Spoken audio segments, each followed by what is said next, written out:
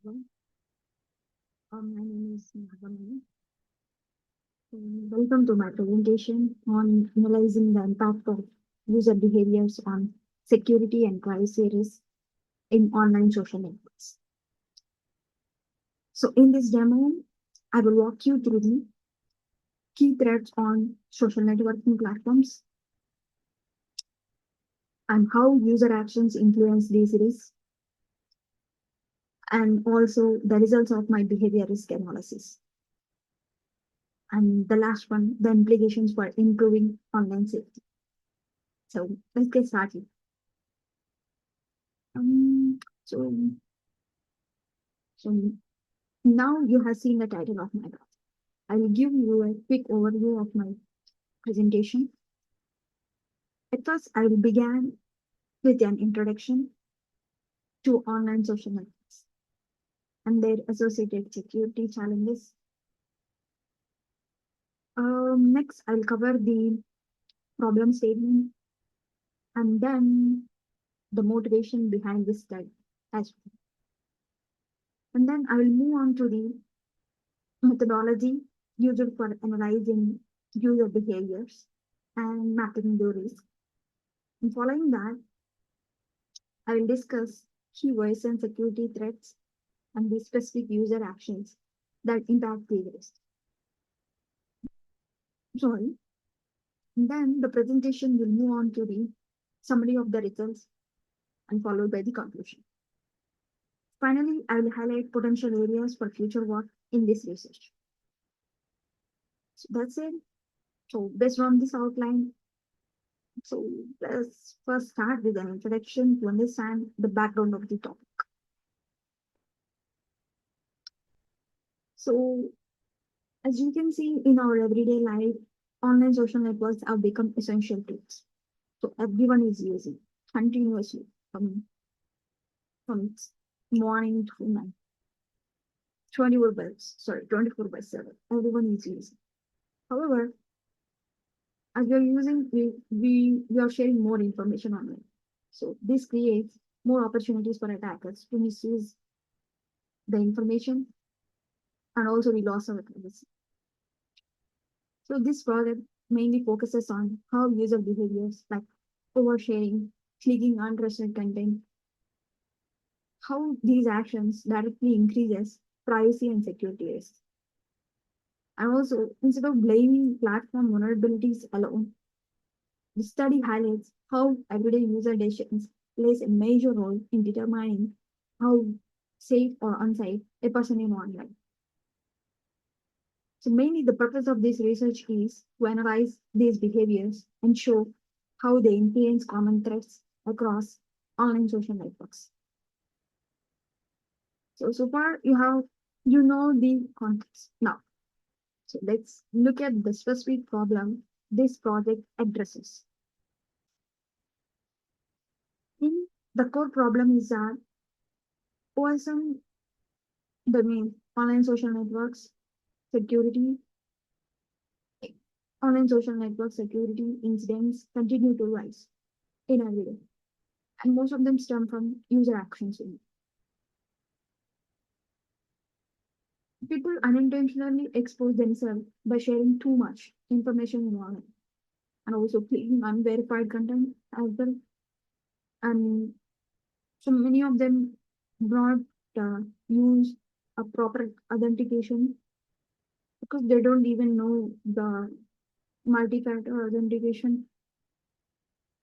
So, however, there is not enough systematic analysis. Sorry, there is not enough systematic analysis mapping these behaviors to the risk they create. So this project addresses that gap how by analyzing how user behaviors directly influence threat exposure. And also understanding the problem lead us to the next important part, why this issue matters. So that brings us to the motivation. One major motivation for this study comes from a real incident I personally experienced. A friend's social media account was taken over by attackers. I started receiving strange messages and buzzes from his icon, claiming I would get money if I completed them. At first, I was confused and wondered why my friend was saying such things. I avoided clicking the messages and I asked my fiancé who know already about these things and tricks, everything. And he told me they were spam. And later, my friend created a new account and explained that his previous account had been hacked. And I was shocked. So many of his followers, including me, had seen the suspicious messages. So this situation made me realize how easily attackers can misuse someone's identity and how common these incidents have become in the world. So that experience motivated me to explore how user behaviors contribute to security threats on social networking platforms.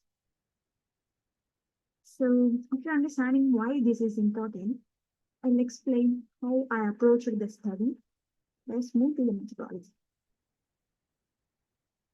So, in this study, I examined major voice and security threats by relying on findings from established research rather than collecting new user data. So, using this information, I developed a behavior risk mapping framework that categorized user actions based on how much they contribute to security and privacy risks. So, I categorized into three. One is high risk. First one is high risk behavior, such as oversharing personal information, clicking unverified links, and using weak authentication. These consistently found to directly enable identity theft, phishing attack, and account compromises. And coming to the second one, medium risk behaviors. These includes misconfiguration, privacy settings, configuration, and the second one is unnecessary third party permissions and makes interacting with unknown users. And these increases exposure, but usually requires additional triggering actions to become more simple. So, and the third one, low risk behaviors. Like we see in sometimes we participate in public groups. This comes under low risk. These become more harmful when we combine with high risk behaviors. So, overall, this framework helps systematically explain how certain user decisions escalate vulnerability. And also, it guided the interpretation of the a visual comparison in the figure.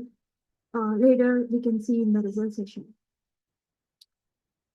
So, with this methodology in place, we can move on to what I analyze and also starting with the key security risks in online social networks. Let's move on to that. So, in online social networks, we face multiple security threats. Among them, one is phishing attacks. These trick users into revealing credentials. And next, second one, social engineering manipulates trust or emotions to get private information. And identify theft uses personal data to impersonate users. And coming to the malware distribution, it involves harmful links or files. And in unauthorized data collection, it occurs when apps or services gather personal information without any proper consent. So, how these are the risks I identified. So, the next step is domain. So, so the next step is to see which behavior influence these risks. So, one Major behavior is oversharing personal information. This increases the risk of identity theft and profiling. And the next one, using weak or reused passwords. This makes accounts susceptible to takeover from anyone. Anyone can take this one. And next, interacting with unknown users. This can lead to social engineering or malicious connections. And by clicking unverified links or downloads may result in malware or phishing attacks. And next, granting excessive permissions to third parties. This will expose personal data to misuse and misconfiguration, like public to publicly visible. This makes private information publicly visible. And next, interacting in high-risk public places. This increases exposure to spam, scams, and malicious content. So these are the behaviors that impact the risk. So the behaviors are analyzed and I'll compile the results. So let's take a look at what the results is. So in these slides, I'm presenting the key findings from the behavior risk analysis. So the results clearly shows that user behavior is the biggest factor influencing security and privacy risk on online social networks. Many the actions such as oversharing, clicking unverified links, and using weak passwords fall into high risk category because they have both a high likelihood of occurring and a severe impact, including identity theft and account compromise. And then interacting with unknown users, accepting unnecessary app permissions, and misconfiguring privacy settings. This creates moderate exposure, mainly through social engineering and unauthorized data collection. So this falls under medium risk behaviors. And next, low risk behaviors, interacting in public places. This become harmful when we combine with high risk actions only, as we discussed in methodology. So to derive these results, I reviewed I reviewed findings from existing research, sorry, and mapped each behavior to the type of threat it most commonly produces. And also I evaluated each action based on how frequently user performs it and the severity of the associated risk. So this allowed me to classify them into high, medium, and low categories. So in figure, it visually summarizes and all the user behaviors and clearly compare their associated risk levels. So this makes easy to understand to everyone. So these are the results lead us to some clear takeaways, which I will summarize in the conclusion part. Sorry. So in conclusion, this study shows that user behaviors plays a central role in shaping security and privacy outcomes on social networks.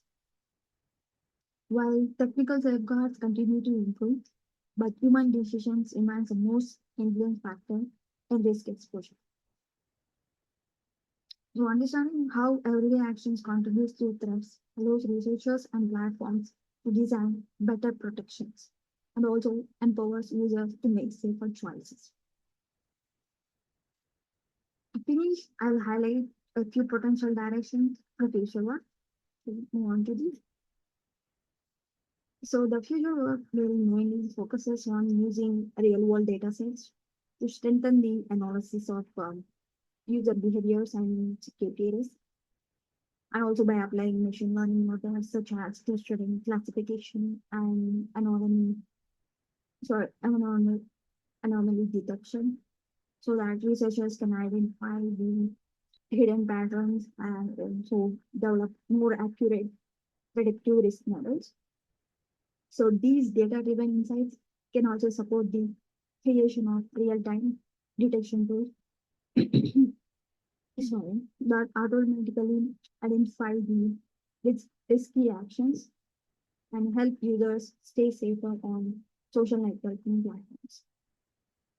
So this concludes the main part of my presentation. So thank you for your attention.